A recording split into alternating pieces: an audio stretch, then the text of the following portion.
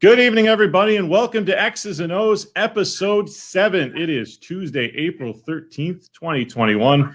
Hope everyone is doing well out there. It was a beautiful day here in Maine as it is starting to feel like spring. Michael Keeley here alongside Riley Armstrong as always, and our special guest today is an Isobel Cup champion, the assistant coach of the NWHL's Boston Pride and a former Maine Mariner forward from the inaugural season of 2018-19. Johnny McInnis. Johnny, how you doing, man? Good. Thanks for having me, guys. Good to see you. Good to see you as well. Thank you for being here. And first of all, congratulations on the Isobel Cup championship. It was a whirlwind season for you guys, as it was for everybody that played hockey this year. But just initially, what has this last week to 10 days been for you like since you won it all? Yeah, it's been a blessing just to be able to honestly finish out what we started from top to bottom. It was like you mentioned, it was a tough year for everybody all over the world, and then in the sports world especially. So, I mean, our goal was always to win a title, and we got the job done no matter what. And I think that's what champions do, no matter what situation you're put in, backs against the wall, got to take a break. Looks like your season's not going to finish, then you start it up again. No matter what, you're ready to play when the puck drops, and it kind of flew by the last 2 weeks, but it's been the city has really embraced and our players for what they did, and it's been pretty cool kind of going on tour a little bit with them.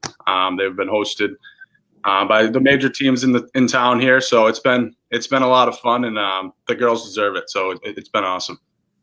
Well, certainly have a lot of questions for you about the season and everything that went into it. But before we get too much further, we just want to remind everyone to please share the stream with your friends. We will be giving out prizes throughout the show. Make sure you like the link and drop comments down below or questions that you may have throughout the show. We are always interactive here on X's and O's. And again, be sure to stay tuned for trivia coming up a little bit later on where we will be giving prizes away.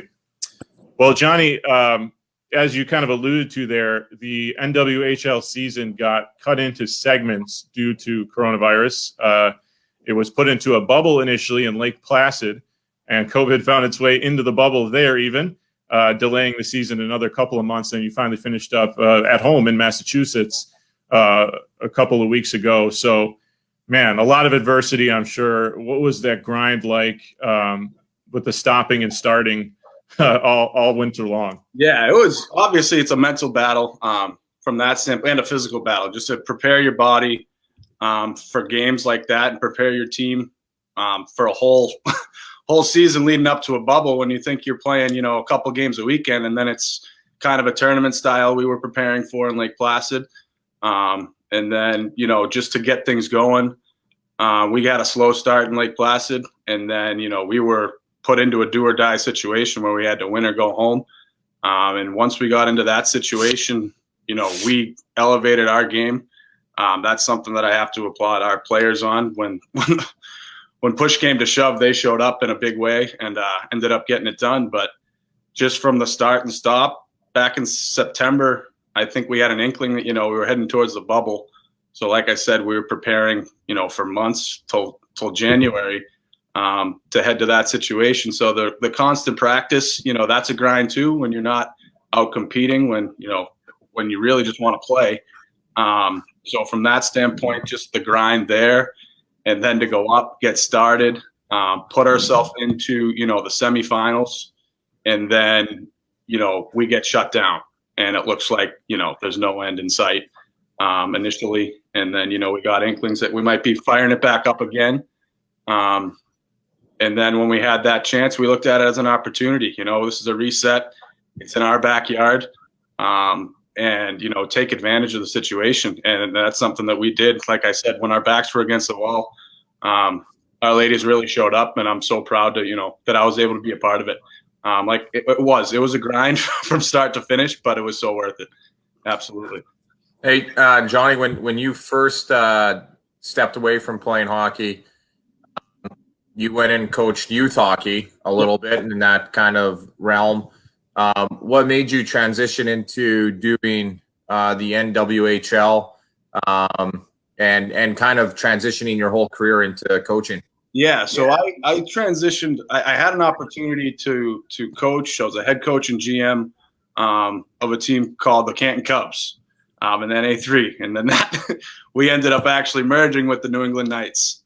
So it has been kind of a coaching whirlwind for me too. Kind of like my career, you just kind of hop right on and give it your best. But with the Knights, we ended up we put the team together. I had some fun at the junior level.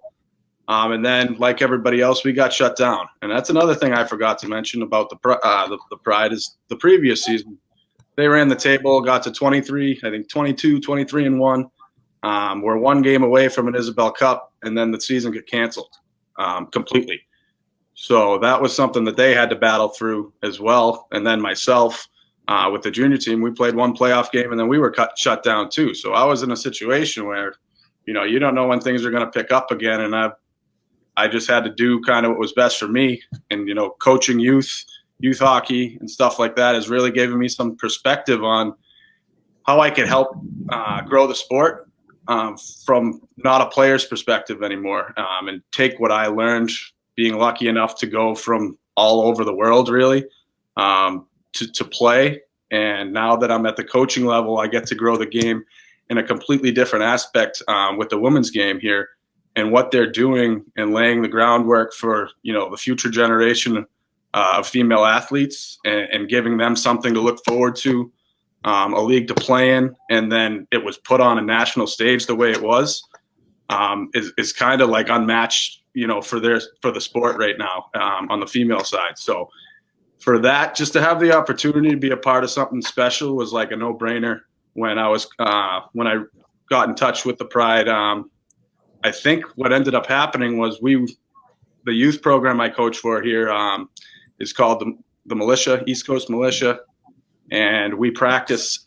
Our home rink is the same practice rink as the Pride, and we just kind of linked up there. I had a great conversation with Paul Mara, our head coach, who has taught me, a lot of how to manage the team a little bit in players and in-game and stuff. I've learned a ton about him. About the game through him, and it's been a blessing, to be able to transition to such a major, like I said, have a major impact on the sport. Even though it's on the female side, I grew up. My sister was a college and a professional hockey player, so for me, it was a comfort zone a little bit where it was a no-brainer. Once I got off the phone, I hung up with Paul, and I was like, wow, that really just happened. An opportunity to coach a professional women's team coming, where I didn't know what was really going to happen that season, because at the junior level, nothing was opening up. In September, and it was like I'm sitting on my hands, and I'm like, man, I really want to coach, but what am I going to do to support myself when I want to get into coaching? And it really gave me something to kind of look forward to. And then once we got rolling, it was, even just the practices, interacting with the staff, every team, you kind of preach that family mentality. And that's something that we had that was no different than any other successful team. We had a tight-knit group. Nobody, feared stepping up and talking when something needed to be said, whether it was a coach or a player or even our athletic trainer. I think we'll get into Jerry Foster is an absolute, he's a Maine, a former Maine guy as well. So it was just top to bottom. For me, it was an unbelievable experience. I think a lot of people I think a lot of people view, they watch the NHL, they watch the Bruins play. Can you enlighten the viewers today on, what do these girls do? Like, do they, they graduated from, most of them went to college. Yeah. Now they're playing here. Do they have full-time jobs? Are they being paid? Yeah. What's a day in the life of one of the players? Yeah. So like I alluded to earlier, they're truly rock stars. Some of them are still full-time students. We've got some engineers on the team who, work in research for cancer. We've got some who are nurses at Mass General. We've got across the board, we've got some other coaches that are still impacting the game. But what they do to lay, like I alluded to, lay the groundwork for the future generation and grow the sport, like truly grow the sport, is unmatchable, just because they give up so much of their time, and they don't they don't get paid at the NHL, not even close. And that's something that people don't understand is they go from, their full time, and it's not just 9 to 5 jobs, and it's not just school. Some are working and going to school, and then we practice usually at 8:30 or 9 o'clock at night. And then they got to wake up at 7 and go through the whole thing again. So what they kind of sacrifice to make it possible for the league to, to run and to be able to continue to play is something that I really admire, because it shows how much they love and care about the game and growing the sport. So that's kind of a typical day in the life of a player. And it's a lot of, I still play a little bit at 10 o'clock at night too, but it's not at the same capacity. I'm out there kind of just passing the puck around, and, and there, it's serious, you know what I mean? And it's so big. Again, I keep saying it, to grow the sport, because if you look back, when the league started in 2015, 2016, it's gotten better each year.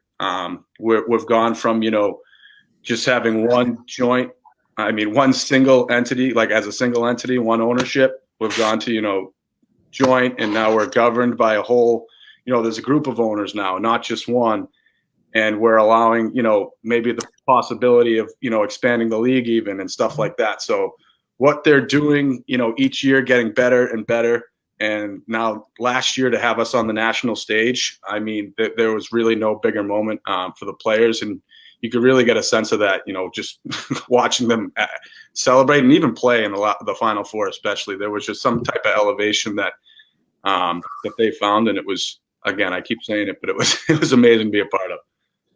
It's funny, between those questions Riles asked and your first answer, I think you almost went down my entire rundown of questions I had here. Oh, so no, we're good. We got plenty more, but a lot of great stuff there. And I think you mentioned the exposure the league was able to get this year with some nationally televised games. And with those 6 teams currently, hopefully the league can expand its outreach and continue to grow and create a league that is coast to coast and in Canada, just like ours, and just like obviously the NHL. Yeah, it's definitely going to be interesting next year with the new team coming in.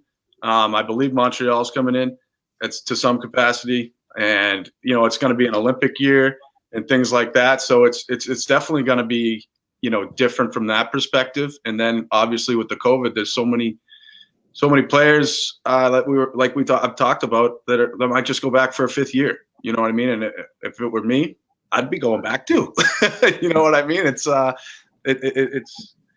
gonna be a challenge to the hardest thing to do in hockey is to repeat, and that's no different in our league. We know that teams are going to be gunning for us and stuff like that. But it's good to see the expansion and the league growing, and really getting we're working our way to be fully funded. I'm not saying we're not fully funded as an organization, but to get, the players, what they put in, and be able to get them compensated the way they should be.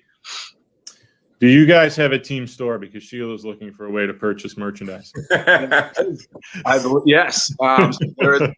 I believe Boston Pride, at the Boston Pride website, there is a store. Yeah. For us. It looks like it's pride.nwhl.zone. Yep. And then we have our own team store. I'm repping a sweatshirt, a nice non-hoodie right now, a crew.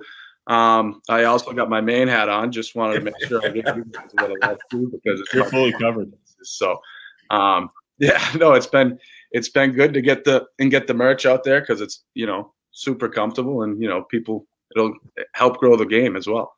Great logo, and had some photos up there earlier from your Twitter, and shout out to your team photographer there. Great photos of the celebration at the Boston Pride on Twitter.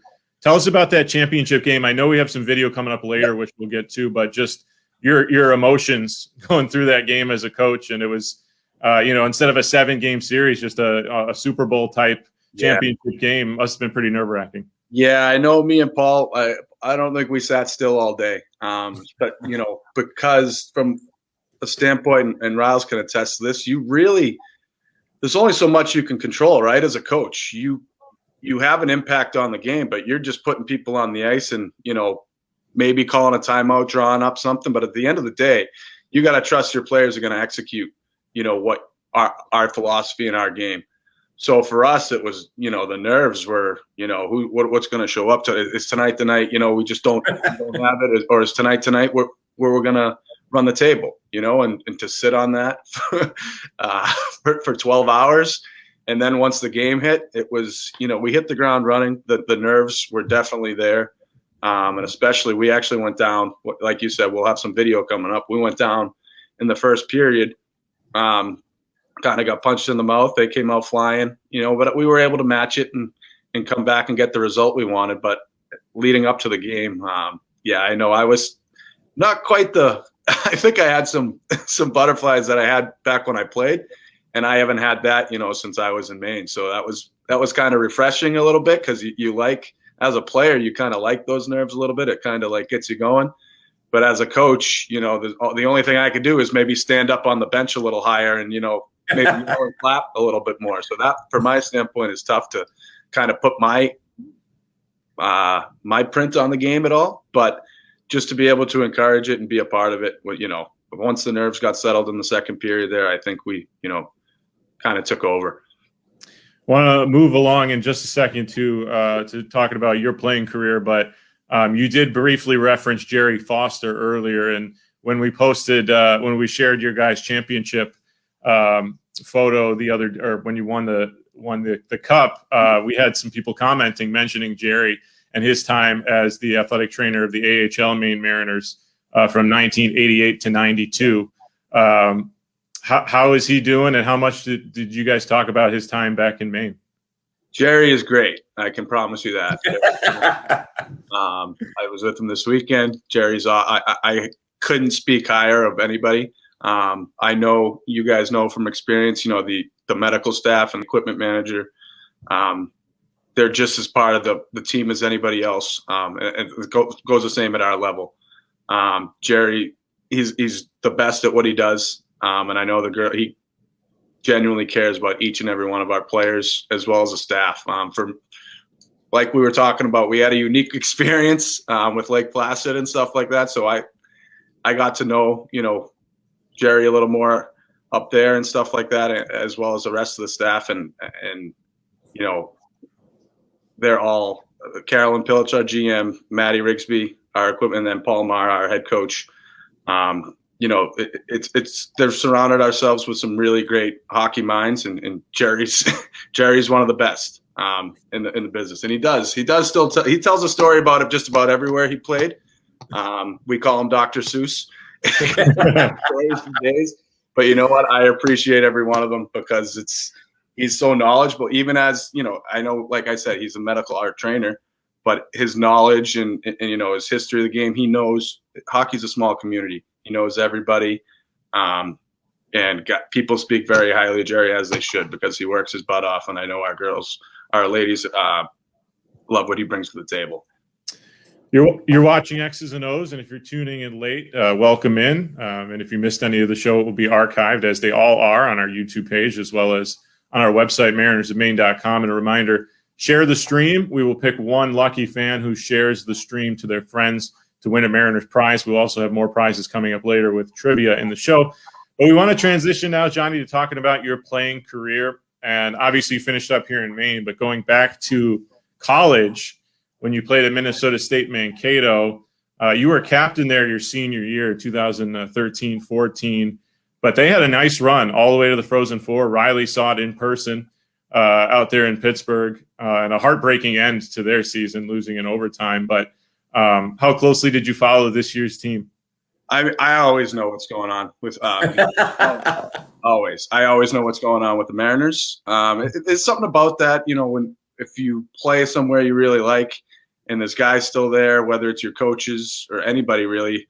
It's that family. Again, I'll allude to it a lot today. That family mentality. That I have family in Minnesota. I have family in Portland. I guess, you know what I mean. All the good stuff. Orlando. We'll go down my laundry list of playing days. But it's just been Mankato's.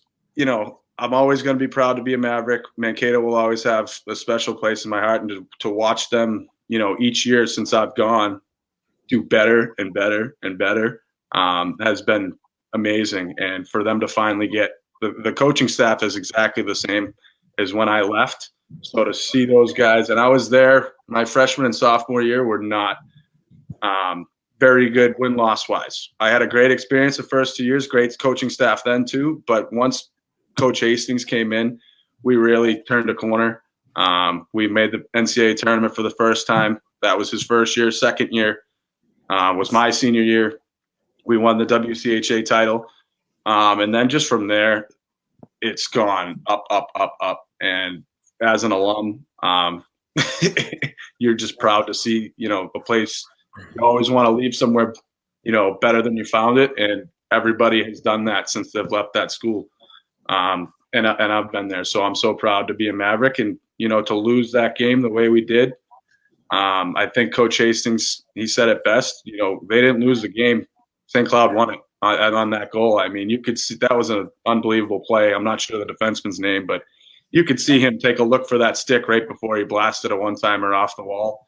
And the kid hit his stick, and it was a great play. That's the type of goal I think Riles and Gil, you'll allude to it too. But you'll lose on that. I mean, you don't want to lose at all, but you know what I mean? Like, that was a great play. So, but back to the Mavericks. I'm proud to be proud to be a part of that and moving forward. And they're going to get there. I'm positive they're going to get there. One of their time's coming.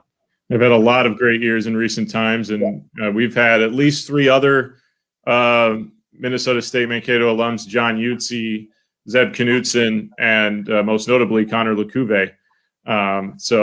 Riles, I don't think I'm leaving anyone out, am I? I think those are the 4. No, I think you got it. Me and Mike Hastings have a great relationship, so I'm always on the phone with him, grabbing guys out of there because I know how he produces talent, and I know what he does there in developing players too. So it's always nice when you can grab a player that's played under Mike. Well, how about your impressions of the Frozen Four, Riles, seeing it live?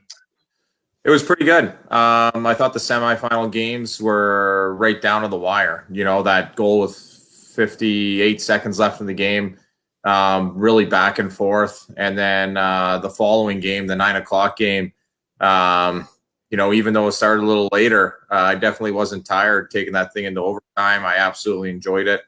It was cool for me. I haven't watched live hockey in a long time, so to actually get off my couch, work my hips a little bit, felt great.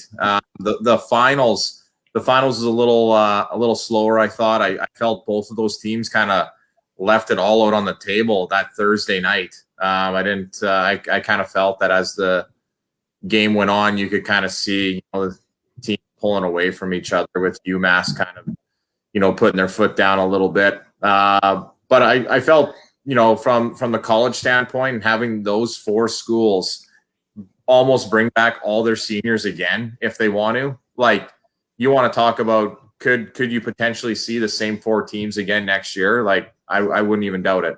Mark it here, Keels. You heard it here first. Okay. Well, we have it. It's recording. So that's exactly what I'm thinking. So.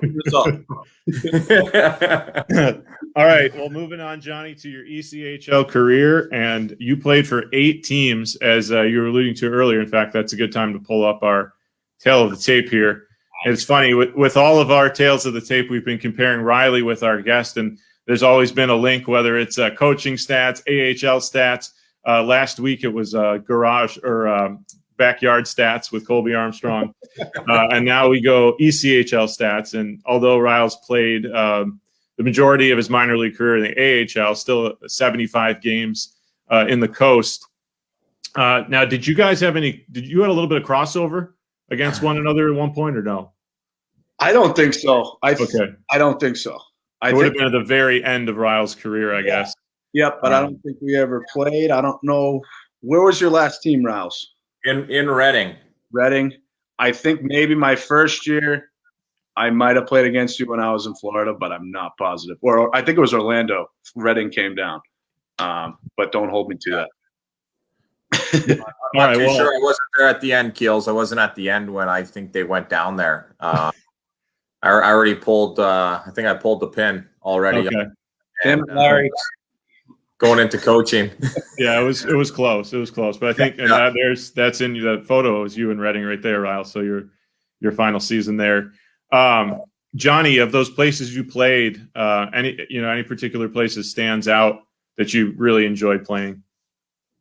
I had a really good experience at all 8. I'm dead serious. I mean, Allen, I was banged up the most, so I would say that was my least favorite experience just because of that.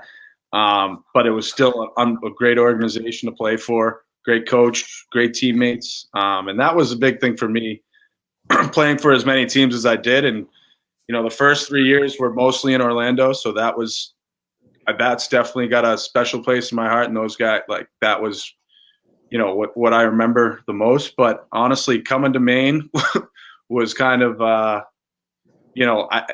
a dream come true a little bit, because I got to play professional hockey back in New England. If you see all of those places on my laundry list, and then my junior career was in Alberta, college career was in Minnesota. None of those are an easy drive for my parents or anybody to come watch live in person. And I don't think, growing up, my parents didn't miss many games. So that was very, obviously they watch from afar and listen and everything you can do like that, but there's something to be said for watching live in person. And I had an unbelievable experience in the East Coast League, and not a lot of guys will admit that, how much fun you actually have playing in that league. But now that I've been out of it for a couple of years, there's parts of me where, I want to call Riley and be like, let me get into practice here or there. And if I kick someone's butt, sorry. You're good. Throw me in there. I'm ready. But no, I did. I have the utmost respect at Reading. I had a blast there. Again, another more unbelievable teammates. Larry Corville is a legendary coach in that organization and player. So I really, and then to wrap it up in Maine and be able to, we went on a run. We were in the mix at the end. I think we played 5 more games. I'm confident we would have got into the playoffs, but we just ran out of games. And to wrap it up, with a former college teammate in Yahtzee, a roommate like Murph, and a coach like Riley, like, it was that, again, I will remember that I wish I had longer to play there, to be honest. So it was good. It was good. Nothing but good things to say about, any place I played. Well, I was looking through your stats, and one of the things that stood out was in 15-16 in Orlando, you had the Iron Man award there. You played every single game, all 72. And as Riley knows full well, that is no easy task in the ECHL. I just think about our 1920 season. We had an 8-10, and guys were sitting. I mean, I think Riley, wanted to keep guys fresh, so he sat guys selectively over that period of time. But for you to play in all 72 games, what was the secret to that, man? I mean, you don't want to miss a game at all, ever, as a player. And if anyone says that, they're lying. So for me, it was a combination of, I had watched a lot of hockey my freshman year of college. That was the first taste of getting the healthy scratch. So I always, in the back of my mind, never wanted to watch another hockey game after my freshman year. So from that standpoint, if I could play, I was going. And that was that year especially. I remember I broke my nose, I think, 2 games in a row, and that's why it looks the way it does. But it's definitely a grind, but it's definitely something that if you get into a bit of a rhythm, and that year, I think it's getting your body ready to go to, go to war every night, but it's a battle, especially if you're doing a 3-3 against the same team, and it's a Sunday and you're sick of that guy coming after you, and you know what I mean? And you got to drop the gloves at Sunday in Kalamazoo at noon. And it is what it is. But it was just kind of that next man up mentality. We never really had a next man up, and then we needed leadership at that time in Orlando, and it's just what I did, man. There's no secret at all. I think there was another guy, Mark Lewis, did it as well that season, and he was another guy. We had a young team, and I think our coaching staff just wanted us to kind of set the table for the young guys. At the time, we were affiliated with Toronto, and they would sign a bunch of guys out of junior or college and, send them down. And it was up to us to teach them, the ropes and how to play the pro game. And my job was to do that every night. So, and that's just what I did. And that's pretty much all there was to it. Riley, my dad has noticed looking at these stats that you had a lot of penalty minutes for 75 games played. I was going to say that. And I'm sure I've asked you this question before, but it seems appropriate now with this graphic. From when you played to now, coaching in the ECHL, how have you seen the league change? Well, I think back. Everyone says, "Oh, back then." Like, I'm not that old, but the 10th forward on every ECHL team was usually a heavyweight fighter, and you would see those guys, go from the coast to the American League to the National League sometimes, and that's kind of where I thought that the league has changed now. There's no more heavyweight guy in your lineup. Everyone can play, everyone's skilled. And, I don't think like a lot of my PIMs, I've toned it down on the bench now as a coach, but I used to be on the refs quite a bit. A lot of 10-minute misconducts. Yeah. A lot of 10s, how they factor in there. And, I always played on the edge a little bit, crossed the line lots, lost my temper a couple of times too. Factor that into that mix as well. So the league when I played was during the lockout, so it was a really good league. Kind of, you would almost compare it to what it is now with all the players kind of going into 12 teams. Think about all the NHL and the American League guys coming down to the ECHL that year and playing. So it was pretty good. Everyone was competing hard, battling jobs at the next level as soon as it opened up, so it was definitely a fun time to play in during that time.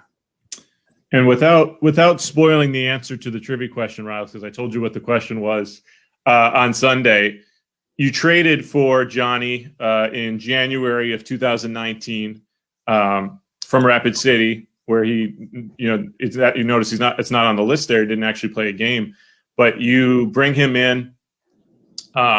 What intrigued you about Johnny that made you want to acquire him? Kind of just what he talked about being in Orlando and working with the young guys. When you look at the first year of our team, we were all young. Like, a lot of those guys were rookies coming right out of college. All the players that we had from Hartford coming in were rookies as well.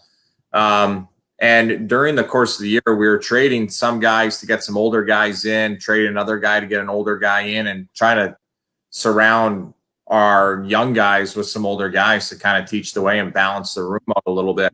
I think in that first year, we had Farrell, Pratt, Nicky. They're all wearing A's as rookies. You don't see that too much coming out of college, but that's all we had. And I know Johnny was awesome in the locker room. As a coach in the league, you're constantly always grinding, trying to recruit, make your team better. You're always calling on players, checking in, who's here, who's there. So it's, I thought bringing him in, he would be kind of like the glue guy through the final little bit of the year. We lose out in the final game of the season pretty much to not be in the playoffs. So, I really know, talking to guys now that were on that team, everybody loved Johnny Mack. So it was awesome that we brought him in. I think it was great. I loved seeing his family at the games. I know he touched on that, but he always had his nieces at the games. They're running around wearing little Maine Mariner jerseys and T-shirts and everything. So it was just great to do that. You love doing that as a player, playing in front of family and friends. And then, him clutching up, scoring some big goals for us too down the end. Johnny, as you're watching these highlights, what memories come flooding back to your time in Maine? Yeah, I think, Ral's hit it right on the head. There was a lot of young guys in that room. I remember my teammates. We had a great group.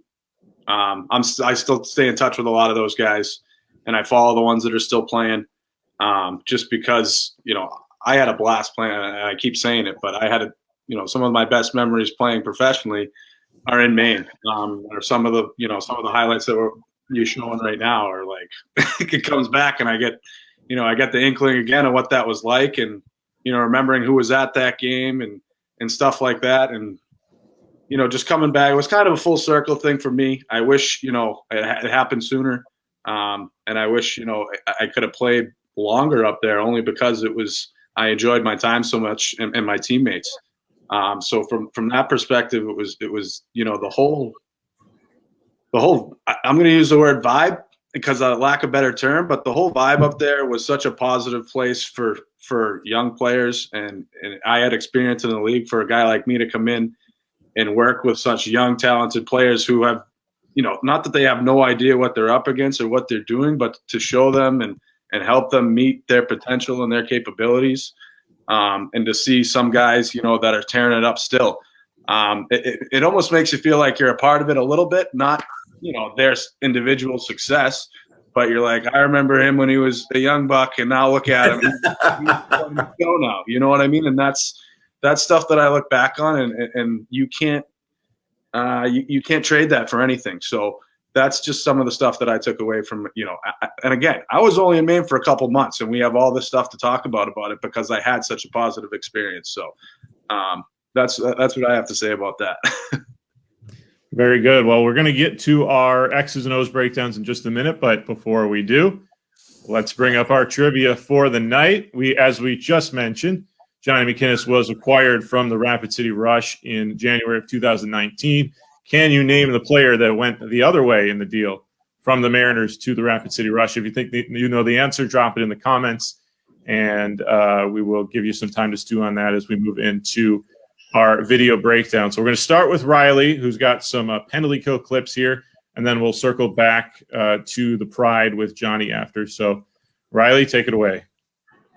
Yeah, we just got some kill clips here, and something that in Maine and Johnny was a big part of was the PK. A lot of the times you're going to win games and lose games with the power play and penalty kill. So this is something we like to focus on. It takes a lot to kill penalties. Everybody always wants to play on the power play, but because that's where they get their cookies. But the glue guys, the foot soldiers, those are your penalty killers, and they're the ones blocking shots, paying the price, in those key moments of games to get wins and keep leads. So just on this one right here, something that we like to touch on is just getting the pressure in up top. We obviously pre-scout before games. So after playing the Adirondack Thunder for the 19th time, we like to know, hopefully we know what's going on, seeing if they've changed anything, type stuff like that. But just right here, we're looking to get into a pressure situation. They love working the middle guy. And something that we always like to do is create this long body in the front here. It creates the goal line player an opportunity to have to sauce the puck over top of that player. A lot of the times when a player does a saucer pass, it usually bounces. It's not Wayne Gretzky down there, so it usually bounces. It might have to have that guy handcuff him a little bit to not take a one-timer, but settle it down, then shoot the puck. So that's why we do that. But they love the bumper play, using the guy in the middle. But you can tell by our pressure, we just don't want them to get set up. And all the time on the penalty kill, you want to be able to clear the puck 200 feet down the rink. On this clip, we're playing against Newfoundland, highly skilled team. Once again, something that we want to do. We want to create pressure, collapse on the zone, and then always be in shooting lanes. I think this is Alex Kyle in the middle. He's fronting this puck right here. He's getting prepared to go down on a knee like that to block a shot. And then at the net front, something that we want to do, we want to be able to box out. I think it's Zach Tolkinen on Kuv's blocker side here that's getting ready to box out this guy coming to the net front and tie up sticks, beat guys to pucks. And then once again, we're able to get that puck down the rink.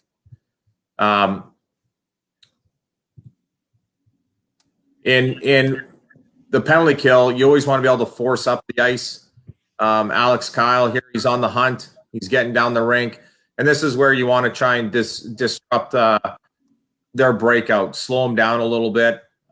If you can somehow make them always go back to set up when the player stops behind the net, the clock's ticking off of their power play. And, they're going to have a hard time scoring a goal against us when they're trying to set up and try and do their breakouts.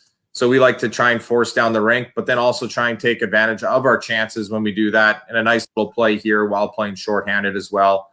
and then we're working. You're almost expecting to get and just right here, something that we love to do is score goals. Dylan Fox did a great job of that right here, but he did a great job coming in from the SPHL in scoring big goals for us at big moments. You know, and I know, Johnny Mac, you played with Foxy at the end there, so probably love seeing that Selly there. Absolutely.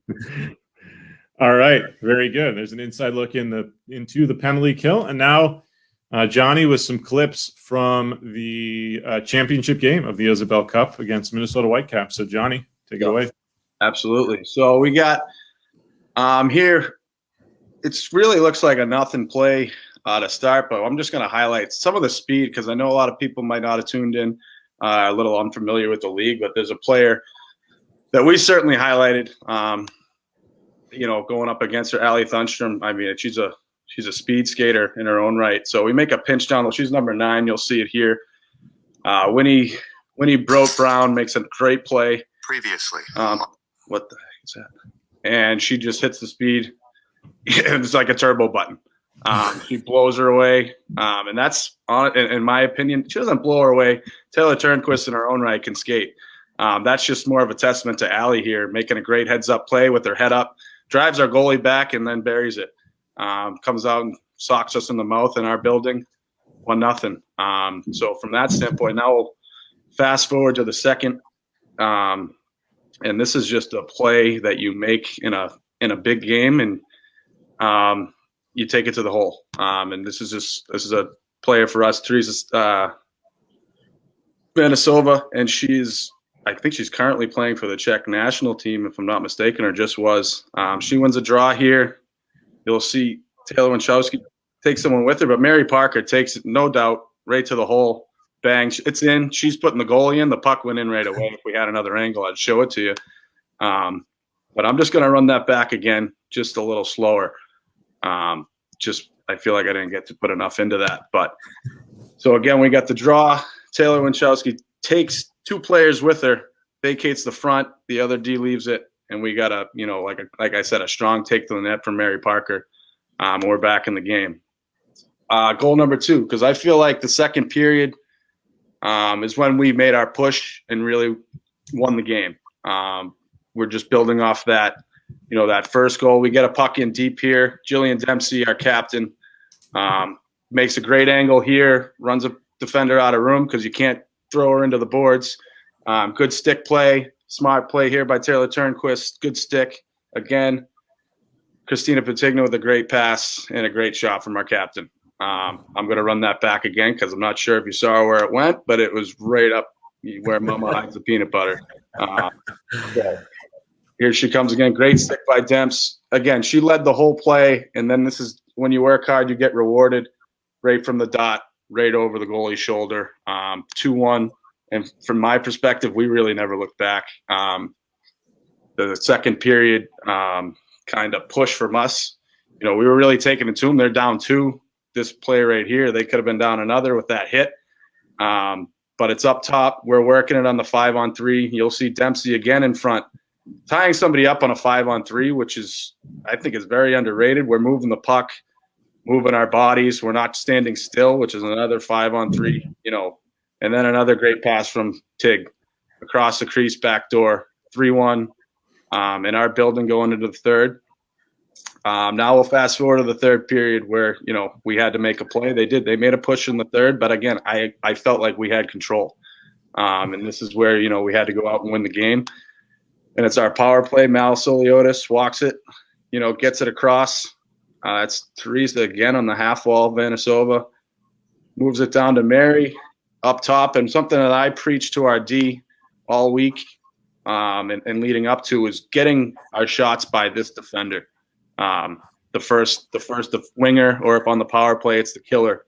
Getting that shot through is sometimes the most important play, because if you miss one and it's on net, good things happen, and you'll see what happens. We got a little traffic on the back door, outnumber them in front, and it's 4-2. And at that moment, you can see our bench here. We are feeling it, and I don't think there was any stopping us. So from that standpoint, I mean, that's just a quick rundown, but that was that was some of our goals in the Isobel Cup. And I'm getting a little excited watching them again, just because it was such a unique experience for our players, and watching them celebrate is something that I'm never going to forget, because it was a blessing to be a part of, and they deserved it. Well, thank you for sharing those clips. That was definitely cool to see. And, again, we're so happy for you, and in a year that has been so, depressing in so many ways. I mean, you're able to pick up a championship. I'm sure that was we all got through it. A great thing for you. And I neglected to reveal what the prize was going to be for the trivia question. So we have this T-shirt here, size XL, and we haven't had any guesses yet. So we'll put it up one more time. Can you name us the player that was traded from Maine to Rapid City in exchange for Johnny McInnis in January? A little clue, Keels. A little clue. Okay, clue. Go ahead. Johnny McInnis and the player that was traded both of them never made it to Rapid City. That is true. That makes it a lot harder too, I think. And also, I'll give a second hint. I believe both players wore number 22 with the Mariners. I believe that is correct. Yep. But I think I have another clue. All right, clue number 3. We're both Mass boys. Yes. Okay. All right. So there you go, Mariners fans. You've got 3 hints. So if you figure it out, you've got 15 minutes or so to figure it out and give us the answer. Wanted to move on to some NHL topics here. Obviously, a very busy time around the NHL. Trade deadline was yesterday, and each team has about 15 to 20 games left now in the regular season. But let's talk about the deadline yesterday. Not as busy as a typical deadline due to coronavirus, among other things, but there were actually a good deal of trades made prior to the deadline. The Taylor Hall to Boston move happened around midnight the night prior. Yes, Riley, I was sleeping when it took place. But some other big news, big trades, Nick Foligno from Columbus to Toronto. And then a kind of a surprising move to many was Anthony Mantha going from Detroit to Washington. Also Jeff Carter from LA to Pittsburgh there for one last chance at championship. So what kind of stood out to you guys, maybe the winners and losers? And Riley, you're connected with one of the big insiders over there in Colby on Sportsnet. So we'll start with you. What are your takeaways from the trade deadline? Well, I think the Mass Mutual East Division made the biggest splash. As soon as the Islanders made that trade, it was kind of every other team in that top 4, Washington, Pittsburgh, and Boston, were like, all right, I guess you got to do something too. And all of them made a trade to acquire, another top 6 forward, pretty much, depending on where the Penguins put Jeff Carter, if he's going to be use him in the middle on the third line or move him up on the wing and get that scoring touch that he had in LA and Philly. So we'll see. But a nice little connection there for Carter, being back with Ron Hextall here in Pittsburgh now that I believe he originally drafted him with the Flyers too. So, but then, we'll see. I think, Keels, the bigger question is who makes the bigger splash in Boston? Is it Taylor Hall or that Lazar kid? Yeah, that's going to be the biggest splash here. No, don't sleep on Curtis Lazar. He's the quintessential Bruin type player. Guy just works hard. He's a really good fourth liner. And I think I was listening to the Instigators with Andrew Peters and Craig Rivet, the Buffalo Sabres podcast. And they mentioned, he might not be in the starting lineup or in the lineup for the Bruins in their first playoff game, but he's kind of the perfect guy you can plug in there and give you a really honest effort. So Hall may be the highlight of that trade, but don't sleep on Lazar there for the impact he could have. He kind of reminds me of Dan Paille back in the day. You stole it from me. I was just going to say that back to the old Cup team. Yeah. 2 former first-round draft picks, kind of getting moved around a little bit. But I really think that Lazar kid can play. I think he's going to be the one that seals the deal. It wouldn't surprise me. Johnny, what do you think? What are your thoughts? Yeah, I mean, obviously, deep down, I'm a Bruins fan, being from the area. So I'm excited for the potential with the Hall trade, just to see what it develops into. I've always wanted, ever since Horton went down, another winger for Krejci to play with, just because I think Krejci is one of the elite playmakers in the game, and they haven't been able to find consistently somebody that buries a puck with them. And I think with the top line they got, depending on what they do with Pasternak and Al Hall in there, if they can get that 1-2 scoring punch going, they've got the core to, make a splash, and make an impact. But I think the sleeper and my favorite trade is Carter to the Penguins, just because I'm a huge fan of Carter and the way he plays the game. He's got that experience, and back to a Mankato tie, Teddy Bluger's on the Penguins, and guy I played with. So, I'm quietly rooting for them a little bit too, those guys. And again, Carter was one of my favorite players, watching. He's still is one of my favorite players to watch. So I'm glad it's going to be on an East Coast schedule now, and I don't have to wait till the late games and fall asleep halfway through. So, my biggest thing, I think when we first started, I believe I said Vegas to win the cup, and Danny gives me a hard time that I'm on the Vegas train. But now, since these trades have been made, where do you who do you guys think is going to win the cup now? Is it come out of the East? Just a seamless transition there, because I had the standings ready to go. So there you go. Nice. Who do we think will win the cup? Yeah, I mean, I should have gone back. I should have gone back and listened to our picks. I say it, but man, quietly, Tampa's getting the biggest pickup, and I know I'm stealing this from the big dogs, at TSN. But, the biggest, it's Kucherov coming back, and how is he, and how does that impact their lineup? That's potentially the best pickup of anybody. Yeah. And they're in first place already. So, how good can those guys be? It's you know what I mean? But then you look at the West and what Colorado's doing. You get Vegas, and don't sleep on St. Louis just with, the experience they have either. So you can go across the board. But if I have to pick, oh, boy.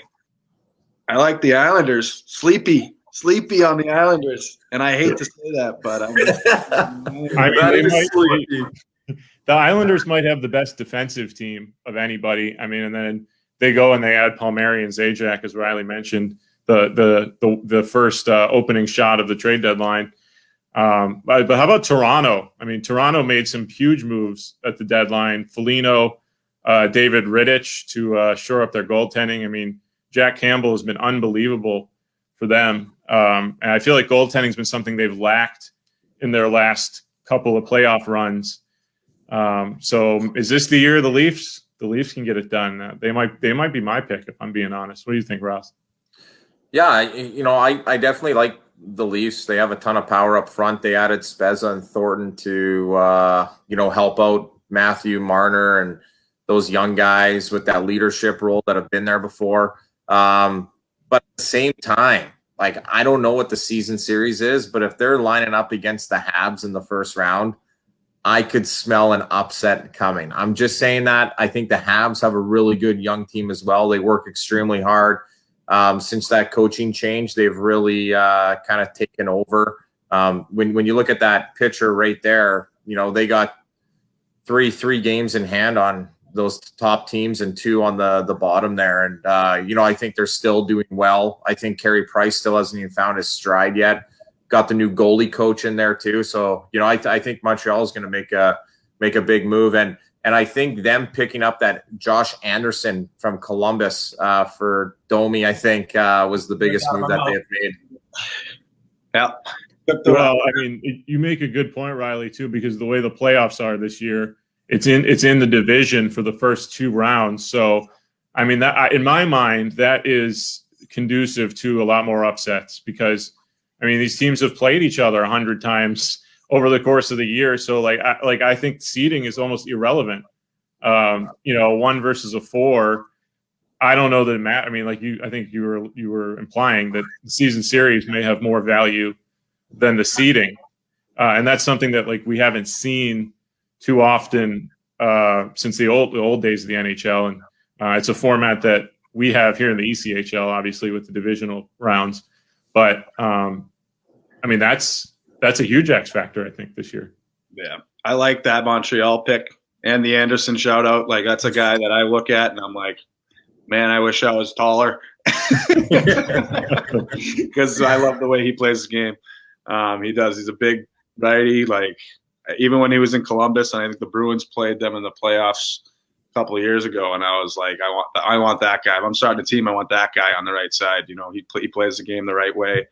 And another one, I'm just looking at the standings again, is how hot has Florida been at some points too, just to pull off, something, again, like you're saying, it's a playoff series against teams that are very familiar with each other. And that's what makes this so hard. That's why we've each said about 4 teams each, because, it's, again, at the end of the day, it's hockey. And if you show up, willpower, everything, it's not like, some other sports where the most talented, player can get you to the promised land. It doesn't work that way. So it's going to be an exciting finish to the year here for sure. Well, a question I have. Yeah, go ahead. I got one more here for you. Out of the Sabres, the Senators, the Red Wings, and the Ducks, and I know you're a big Sabres fan, what team out of those bottom feeders there do you think has the brightest future here in the next couple of years? The Sabres, so the four last place teams. That's what I just did with my head. Yeah. Geez. I mean, I think it's so much of it depends on what happens in the upcoming drafts, obviously, because one of those teams is going to end up with the number 1 overall pick. So even though it might be considered a lighter draft class this year, I mean, that has impact. And then what moves are going to happen in the offseason? For example, does Buffalo, do they try to completely tear it down, try to trade Eichel, Reinhart? I mean, if that happens, then they move their timetable back a couple of years. But I think Ottawa's actually shown some promise this year, especially early on. Like I think were exceeded expectations for a while, and I think the division is just proven to be too competitive. But I mean, I like some of the players they have coming up, but I haven't watched, I guess, those other teams as much. But I wouldn't be surprised if Ottawa becomes competitive in the not so distant future. How about you, Johnny? I like Detroit. Strictly because of the GM situation. If you think about what he did in Tampa, and now it looks like I wouldn't say he's resetting. Some people are going to question that Mantha trade, but I think he knows what he's doing. It's a guy that he's done it a long time. He's back in Detroit. Like he didn't go back there to, rebuild. He's going back to win sooner than later. So I trust that. Just because if you look at in Tampa, he's a big reason they are where they're at, and some of the stuff that he did there. So I think that's something to consider. The Ducks, I don't have a lot of faith in what they're doing right now, and that's not a personal thing. I don't see them as much. Again, that's that West Coast schedule that I don't get to follow, but they definitely look like they're resetting to make a splash, free agency, pick up some guys, and they got some young guys, kind of passing the torch a little bit. And they got Getzlaf there to lead the way. So they're definitely not out of the picture. But if I had to pick, I like the Red Wings just because, they're traditionally, they had that playoff run, what was how many years long, and then it kind of came to a close. I just don't think Stevie Y is going to take no for an answer much longer. So he's going to get what he needs. They got a pretty good haul for Mantha as well. Right. Right. 2 good players and 2 draft picks. So. Yep. Good move there. Last thing I have for you guys on this topic is: are there any teams currently out of the top 4 that you think will make it into the playoffs this year? Riley? Well, I gotta go with the Flyers on this one. And I know Carter Hart's been struggling. And whenever Moose gets in the net, he tries to do it. Great experience. I just think they're like top 3 guys. They just got to start picking it up. You see a lot of their bottom 6 guys doing the scoring. And I think kind of whenever they have their back against the wall, we saw it against the Sabres a bunch when the Sabres went up 3-0 on them or 2-0. They always found a way to claw back in those games. I think they have to just jump out into games a lot quicker. And I think AV and that coaching staff there are going to have the guys rolling here in the final 10, 12 games of the year. I think they have 11 games left here to, climb back into that playoff picture. Johnny, you got anyone that you think will sneak in? Blackhawks. Oh, you got to trust Kaner, who's going to get it done. From my standpoint, it's their back end I worry about more there. But I think offensively, they've got the guys to do it, and they got, obviously the experience a little bit there. But even Dallas, man, with the games at hand right now, they had that break with COVID, their outbreak, and now they're kind of getting back to where they can be. But again, like I was saying earlier, it's the NHL, and that's why we're talking about 7 different teams right now, is because they got to play the games, and really anything could happen. Like, you could go across the board. Like, you picked Philly, I picked Chicago. What if Calgary sneaks in? I mean, that doesn't look likely with their games played, the games left that they got. But if you got a hot goaltender and, a guy a couple lines that are scoring, like, nobody's going to stop you. So if I got to pick one, it's definitely the Hawks, based on, what they did early, I thought was very surprising. And now they kind of went through a rough patch. I think you learn a lot from that, especially with a young team. And then if they could, elevate a little more on the end here, I think they could sneak in.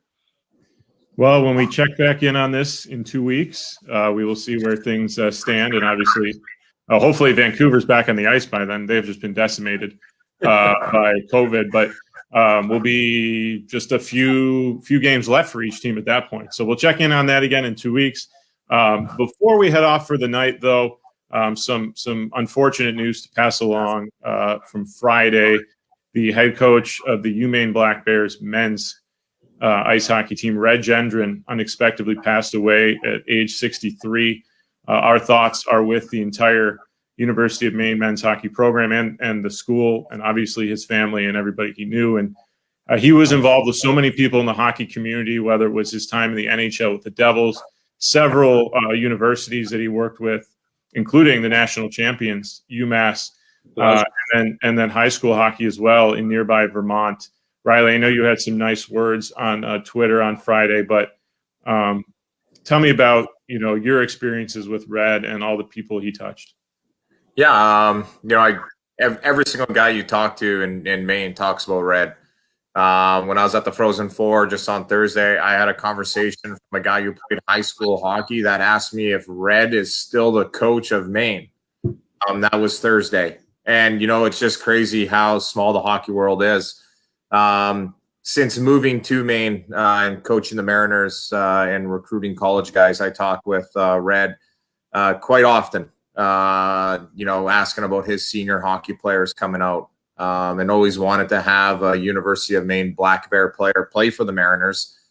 They just tend to skip over us and go to the American Hockey League. So that, it's a testament to what Red is doing up there in developing hockey players. And obviously Hockey Day in Maine, when the Black Bears do come and play out of the Cross Insurance Arena, Red was in the locker room, gave me as a young coach a couple words of advice, and he always talked about there's ups and downs. You're going to, as a young coach, you're going to move around. And he said, as long as you stick to what you believe in, it's going to get you the furthest. So that's something that I've always done. You got to go with the gut now, and definitely be in Red's corner now, going with my gut for sure. Johnny, did you ever cross paths with Red at any point, or do you have anything to add about him? Well, I never did personally. I know some guys that played for him, and everybody that I know that knew him. He touched that, like Riley said, he touched so many in the hockey community. And it's a tragedy what happened, but I think it's very fitting for what UMass, was able to pull off with, his history there as well. And it's just a testament to, how tight knit the hockey community is, and, what he did for the sport in the state of Maine, as Riley was saying, is kind of unmatched. So it's nothing but great things to say about Red. Yeah, he was the head coach of UMaine since 2013. He was also an assistant there in the 90s. And he was an assistant at UMass from 2005 to 2011. So I'm sure smiling down on seeing his former team win it all last weekend. So again, we pass our sympathies along to UMaine, the entire campus, particularly the hockey program, and of course the friends and family of Red Gendron. We did not have a correct answer. We did have a guess, John Campbell. Good guess, James. But the correct answer was Justin Breton was the player that was moved from Maine to Rapid City in January of 2019 in exchange for Johnny McInnis. As Riley said, he never did suit up either for Rapid City. So it's a very difficult trivia question. So we'll try to make it a little bit easier next week. We'll keep the T-shirt until then. I think maybe Matt O'Brien can get it. He said, "Did I ever unpack my suitcase?" Yes, he did. No, I forgot to pull that one up. That's great. Did you ever unpack it, or you just kept the rolling suitcase? There was one. So especially when I got to Reading, I got traded. I think it was twice in a month. After I had a meeting with a coach that it made it sound like I wasn't going anywhere for a while. So I thought about it. And then when I got to Reading that year, I didn't unpack my suitcase, but usually I did. But I always had an inkling like, all right, I don't need this stuff, right? This can stay in the bag. Very good. Well, Johnny, this was really fun. Appreciate you jumping on with us. Congratulations again on the Isobel Cup. And as I'm sure we are all hoping, let's hope that the 21-22 season is a lot more normal than this past one, and you guys can raise the banner in style there and start your journey to try to repeat as Isobel Cup champions. Thank you, man. I appreciate it. And honestly, it's been great catching up with you two. Good to see you in person. Look at those mugs, and I'm looking forward to tracking you guys again next year. Yeah, it's got to be a ridiculous tough time for you guys this year not being able to go. But I am looking forward to when you guys take the ice and hopefully getting up there for a couple games. Yeah, I was going to say you're close enough. You can snap on up, jump on the broadcast, jump in the locker room for a pregame motivational speech. I'm sure I honestly, so hopefully we can do this again. Good to see you guys. Yes. Thank you, Johnny. Riley, thanks as always. We'll be back in 2 weeks. We'll shoot for Tuesday, April 27th, 2 weeks from today. Guests to be determined, but keep an eye on social media for that. By the way, if there are any guests you guys out there would like to see, within reason, drop us your suggestions and we'll try to make it happen. So thanks again, Riley, Johnny, and everybody for tuning in. This has been X's and O's. And have a good night.